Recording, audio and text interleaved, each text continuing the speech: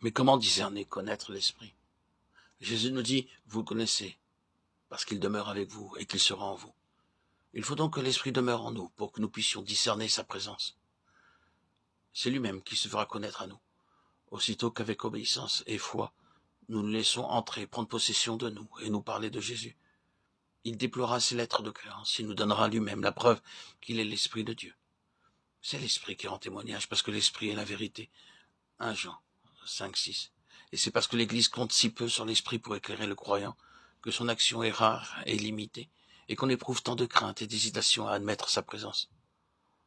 Lorsqu'on en viendra à compter sur lui, et à lui laisser ainsi la liberté d'agir avec puissance, il saura prouver qu'il est là, et faire discerner sa présence.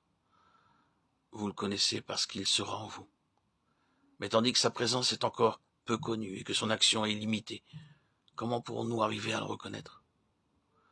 Que tous ceux qui veulent être conduits par l'Esprit étudient avec soin ce que l'Écriture nous dit de l'Esprit.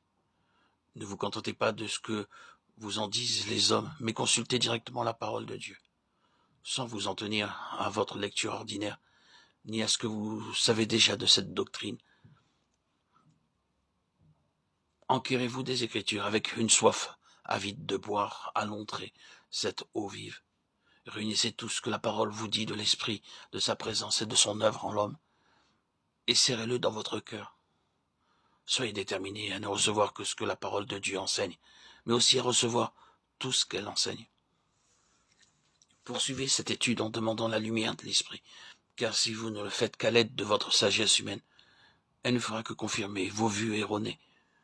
Si vous êtes l'enfant de Dieu, vous avez déjà en vous l'Esprit de Dieu, quoique vous ne vous rendiez pas compte de son action.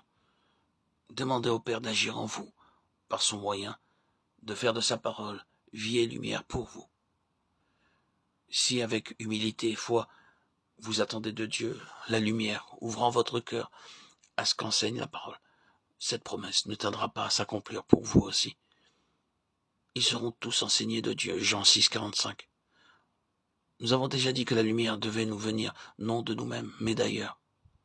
Ayez donc soin, pour cette étude, de renoncer à toute opinion préconçue. Demandez à Dieu de vous dire ce qu'il pense, lui, de son esprit. Soyez certain qu'il le fera. Et à quoi l'Écriture nous fera-t-elle reconnaître la présence de l'Esprit? Elle nous la fera voir au changement qu'opère l'Esprit, soit dans la vie extérieure, soit dans les dispositions intérieures de ceux en qui il vient habiter. L'obéissance est une condition essentielle à l'habitation de l'Esprit en nous. L'obéissance est également la preuve de sa présence.